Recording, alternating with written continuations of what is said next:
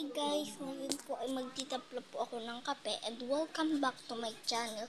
So bubuksan ko na po yung halan para po makapagpakulo ng tubig na mainit.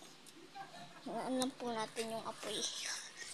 At ito po yung gagamitin ko. Yan po. Ayan, stop ko po muna siya. Kapaglagay na po ako ng gatas, maglagay na din po ako ng asukal.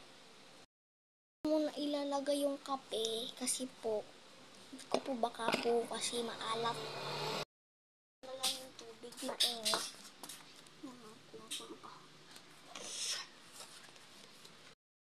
Alam niyo po ba yung pangarap ko sa buhay?